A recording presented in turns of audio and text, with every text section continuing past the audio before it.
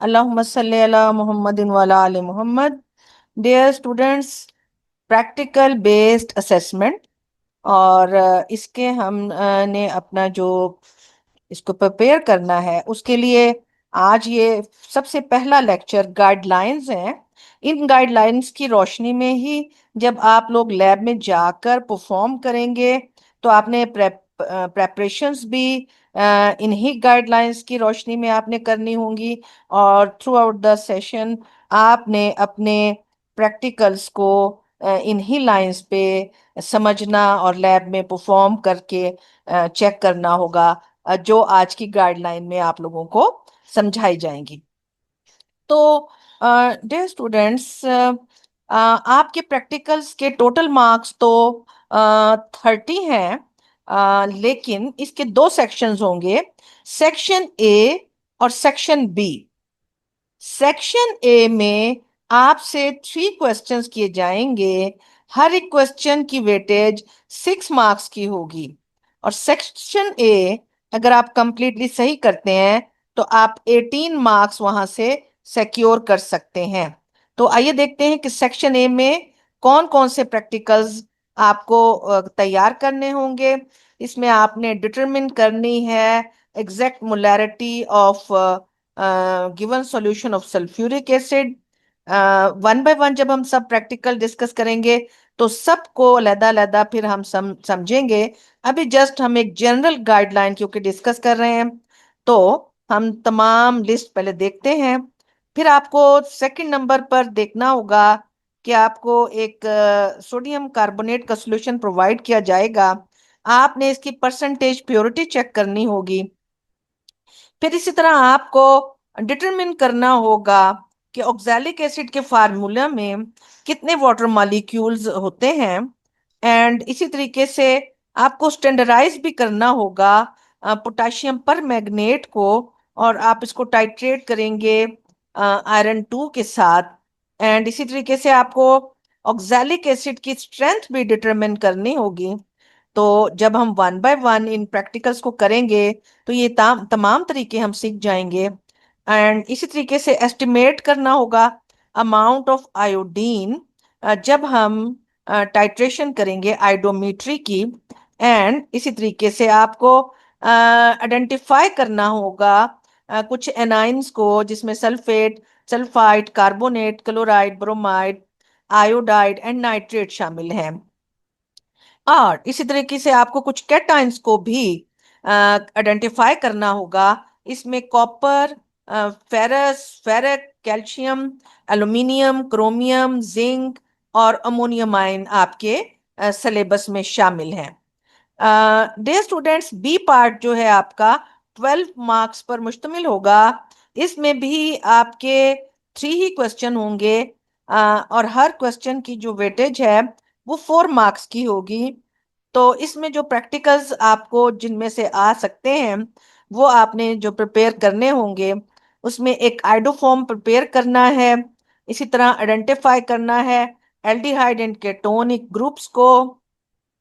And इसी तरह आपने आइडेंटिफाई करना है अल्कीन और अल्कोहल को KMnO4 के जरिए। एंड आपने आइडेंटिफाई करना है फिनोल फंक्शनल ग्रुप को। आपने एस्टिमेट करना है बेरियम आयन को ग्रेविमेट्रिकली। और आपने इन्वेस्टिगेट करना है rate of reaction by measuring the volume of the gas produced. Dear students, ये सब प्रैक्टिकल्स आप लोगों ने जब तैयार करने हैं तो तैयार करते हुए आपको जिस सैंपल पेपर का, मॉडल पेपर का ध्यान करना है, मैं उसको भी लाजमन आपके साथ डिस्कस करना। जी डियर स्टूडेंट्स, हम ये मॉडल पेपर जो डिस्कस करना चाह रहे हैं, तो हम देख सकते हैं कि ये टोटल मार्क्स इसके 30 हैं। और इसके लिए जो टाइम आपको दिया जाएगा पेपर सॉल्व करने का वो 2 hours and 30 minutes। और इसके लिए जाहिर है ई शीट प्रोवाइड की जाएगी, और जिस पे आपको डिफरेंट क्वेश्चंस दिए जाएंगे। जो सेक्शन ए है इसमें से 3 क्वेश्चन आएंगे। हर क्वेश्चन के 6 मार्क्स होंगे। टोटल सेक्शन ए में आप 18 मार्क्स जो हैं वो सिक्योर कर सकते हैं। एंड इन क्वेश्चंस को जो सॉल्व करने का तरीका है वो आप इंशाल्लाह ताला हर एक्सपेरिमेंट जब लैब में परफॉर्म भी करेंगे तो आपने किस किस एंगल से उसको तैयार करना है, इसलिए हम ये मॉडल पेपर पहले से डिस्कस कर रहे हैं कि जब लैब में जाएंगे तो हमें इन इन चीजों पे गौर करना है। ये चीजें हमने अपने रिकॉर्ड में लेके आनी है, रफ नोटबुक पे इन इन चीजों को हमने तैयार करना है फाइनल अपना प्रैक्टिकल बेस्ड असेसमेंट के लिए। तो हर प्रैक्टिकल के ऊपर हमारी जो एक अलग वीडियो लेक्चर होगा उसमें हम इंशाल्लाह डिटेल में सिर्फ उस ही प्रैक्टिकल को डिस्कस करेंगे। लेकिन यहाँ पर हमें मॉडल पेपर में जस्ट एक गो थ्रू करना है इसको, ताकि हमें अंदाजा हो जाए कि line of action, line of preparation हमने क्या रखनी है। डियर स्टूडेंट्स, आपको क्वेश्चन नंबर 1 में कह रहा है कि दो सॉलिड हैं, बेसिकली दो सॉल्ट्स हैं ये ए और बी। ए के बारे में उसने नाम बता दिया, ये बेरियम क्लोराइड है। और बी के बारे में ये फिर जो है आपसे पूछेगा कंप्लीट द एक्सपेक्टेड ऑब्जर्वेशंस। तो बाजुकात इस तरह एक देख इसको लेबलिंग के लिए भी ऑपरेटर्स को कह देता है, मगर यहाँ इसने हमसे क्वेश्चन किए हैं। आगे हमको क्वेश्चंस को देखते हैं। फर्स्ट क्वेश्चन है, उसने हमें क्योंकि बता दिया है कि ये क्या है, बेरियम क्लोराइड है। तो फर्स्ट क्वेश्चन में उसने कहा है कि स्टूडेंट ने परफॉर्म किया है फ्लेम टेस्ट ए के साथ, तो इसका फ्लेम का कलर कैसा होगा।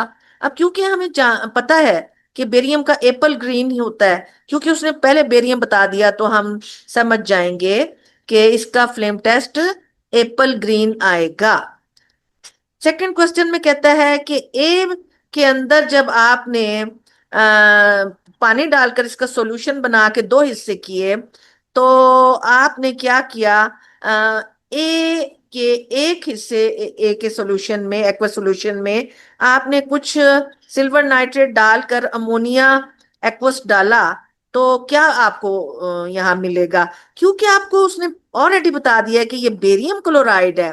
तो बच्चों, क्लोराइड जो होता है वो सिल्वर नाइट्रेट के साथ वाइट प्रेसिपिटेट देता है, जो कि डिसॉल्व हो जाते हैं एक्वस अमोनिया में। तो आप क्योंकि ये बात देख चुके होंगे, समझ चुके होंगे, तो आप यहाँ पर आंसर दे देंगे। इसी तरह एक ही उसने एक और एक्वस सॉल्यूशन का पार्ट बनाया था, उसमें उसने कहा कि सल्फ्यूरिक एसिड डाल दिया। तो अब क्या हुआ, अब एक के जो उसने डाला है सल्फ्यूरिक एसिड, तो सल्फ्यूरिक एसिड का सल्फेट क्लोराइड, बेरियम क्लोराइड के क्लोराइड को जब रिप्लेस कर देगा तो वहां बेरियम सल्फेट बन जाएगा। तो कहता है कि आप जो है बता देंगे कि वहां पर बेरियम सल्फेट बनेगा, उसके प्रेसिपिटेट्स बनेंगे, मोस्ट प्रोबेबली वाइट कलर के ही होंगे। इसी तरीके से जो बी जो सॉल्ट था, सॉलिड था, उसके बारे में कहता है कि उसको भी आपने एक्वस सॉल्यूशन बनाकर दो हिस्से कर लिए हैं, और आपने जो है सबसे पहले ऑब्जर्व की अपेयरेंस ऑफ बी, और अगर वो लाइट ग्रीन निकली है, और फिर आपने दूसरे हिस्से में, दूसरे एक्सपेरिमेंट में इस बी के सॉल्यूशन में सोडियम हाइड्रोक्साइड डाल दिया तो वो ग्रीन पीपीटी आ गए। तो इससे आपको देखिए लाइट ग्रीन जैसे आया है ना कलर सॉल्ट का, आप समझ जाएंगे ये फेरस का सॉल्ट है। जैसे ग्रीन पीपीटी आ जाएंगे सोडियम हाइड्रोक्साइड डालने पे, तो आपको कंफर्म हो जाएगा ये आपका फेरस है। तो इसी के मुतालिक आगे इसने फिर क्वेश्चंस करने होंगे, जो ऑब्जर्वेशन ये खुद ब खुद इसने दी है, क्वेश्चन आगे ये करेगा। ठीक है, इसी तरीके से थर्ड में वो कहता है डाइल्यूट नाइट्रिक एसिड डाला और बेरियम नाइट्रेट डाला तो व्हाइट पीपीटी बने। तो ये अब आप क्वेश्चन ये देखिए, सेकंड की, बी की, सॉल्ट की, उसने ये ऑब्जर्वेशन खुद दी है, लेकिन क्वेश्चन आपसे पूछेगा नेम द कैटाइन प्रेजेंट। क्योंकि आपको पता होगा कि फेरस का लाइट ग्रीन कलर होता है, तो आप कहेंगे कैटाइन फेरस है। फिर कहेगा right down the formula of precipitate formed in two. अच्छा, टेस्ट टू में जो बने हैं जाहिर है फेरस है, सोडियम हाइड्रोक्साइड डाला तो फेरस ने सोडियम को हटाकर फेरस हाइड्रोक्साइड बना दिया तो वो उसके प्रेसिपिटेट होंगे। इसी तरह राइट नेम ऑफ बी। अब ये जो थर्ड टेस्ट बता रहा है ना, अगर नाइट्रिक एसिड डालने पर, बेरियम नाइट्रेट डालने पर व्हाइट पीपीटी बन जाए तो ये सल्फेट को इंडिकेट करता है ना। तो आप समझ जाएंगे कि वहां पर सल्फेट था, यहाँ पर फेरस था, तो ओवरऑल बी का नाम क्या बना? Ferrous sulphate. तो इस तरीके से फिर आप बी सॉल्ट का नाम खुद बताएंगे। पहले का उसने नाम खुद बताया था, लेकिन बी का वो नाम आपको ऑब्जर्वेशन बताने के बाद आपको खुद वहां से तलाश करना होगा। इसी तरह इसका सेकंड क्वेश्चन है डियर स्टूडेंट्स, इसमें नंबर ऑफ वाटर मॉलिक्यूल आपने फाइंड आउट करने फेरस सल्फेट के। तो ये भी आप जो है किस तरीके से उसमें वो क्वेश्चन करेगा, क्या क्या हो सकते हैं। देखिए फर्स्ट क्वेश्चन में वो कह रहा है what was the colour change at the end point.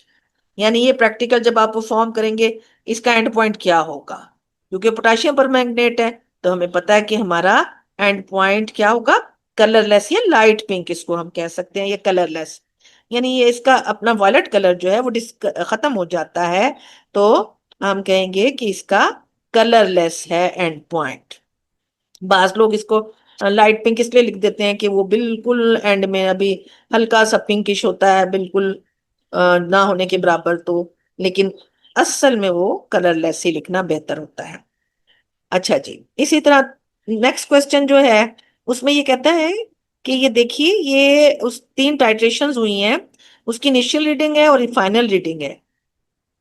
आपने किसी भी एक्सपेरिमेंट को परफॉर्म करना हो टाइट्रेशन का तो तीन रीडिंग लेते हैं ना। तो first reading, second reading, third reading. तो फर्स्ट रीडिंग की इनिशियल ये रीडिंग है, फाइनल ये है। तो आप इनिशियल यहां लिख देंगे, फाइनल यहां लिख देंगे। फाइनल में से इनिशियल सब्ट्रैक्ट करेंगे तो वॉल्यूम आ जाएगा। सेकंड एक्सपेरिमेंट की आप देखिए इनिशियल क्या है? 23.3। तो आप यहाँ इनिशियल या फर्स्ट रीडिंग 23.3 लिख देंगे। फाइनल रीडिंग इसकी आ जाएगी, यहाँ देखिए 48 पॉइंट, ये देखिए 48.1 2 3 4 5 6, 48.6। तो 48.6 में से हम सब्ट्रैक्ट 23.3 करेंगे तो जो वॉल्यूम आएगा इसको यहाँ लिख देंगे। सेम इज हेयर कि हम इनिशियल रीडिंग यहाँ लिखेंगे एंड फाइनल रीडिंग 32.1234 हम ऊपर लिख देंगे। 32.4 में से हम ये 6.9 को सब्ट्रैक्ट करेंगे, वॉल्यूम इधर आ जाएगा।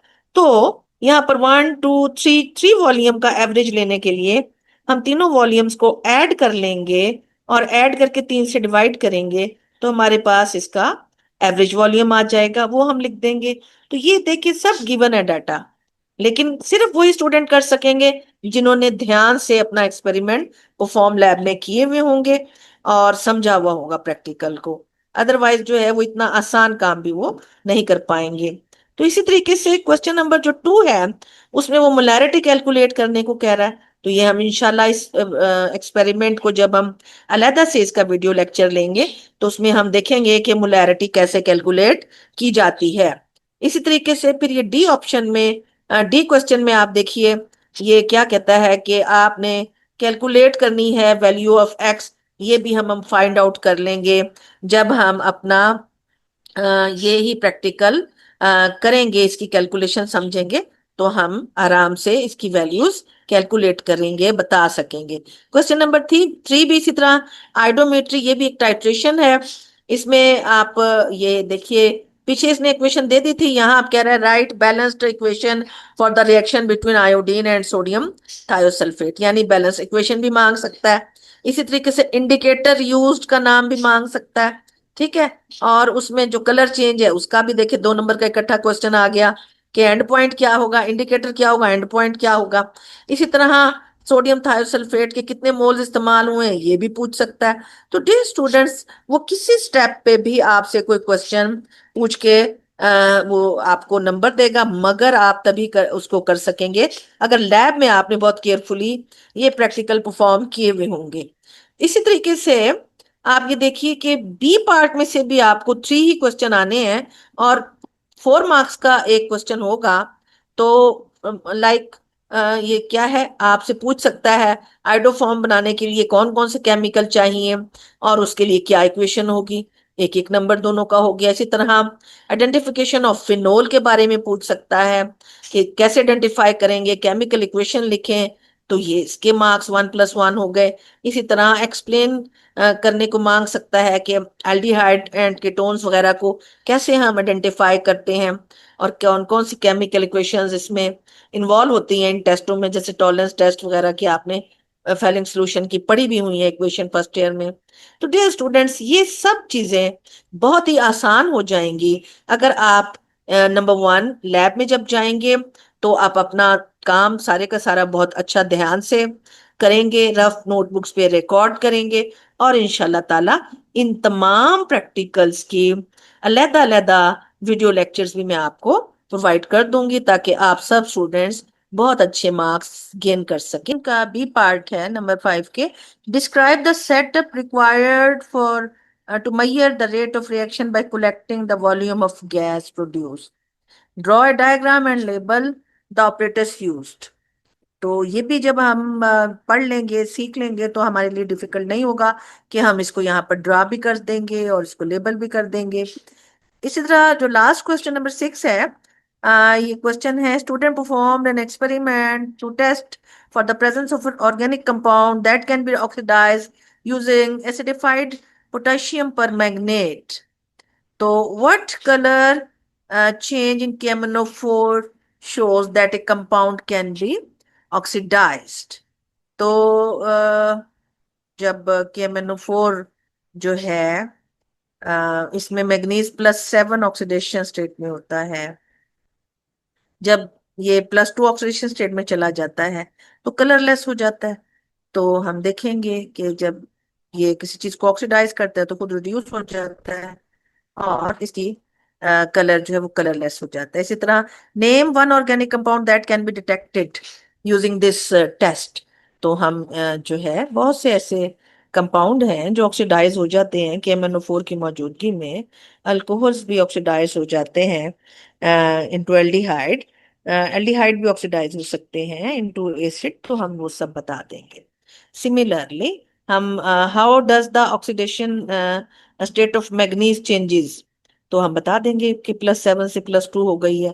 तो डियर स्टूडेंट्स, ये सब कुछ जो है बहुत इजी हो जाएगा अगर हम अपने लैब के दौरान विजिट जब करेंगे लैब का, जब हम रिकॉर्डिंग अपनी जो रिकॉर्ड करेंगे अपने रिकॉर्ड बुक में, तो हम इन्हीं एंगल्स पे अपने चीजें रिकॉर्ड करेंगे। तो ठीक है, बेस्ट ऑफ लक, इंशाल्लाह आप सब बहुत अच्छी तैयारी करेंगे और फुल मार्क्स गेन करेंगे। अल्लाह हाफिज।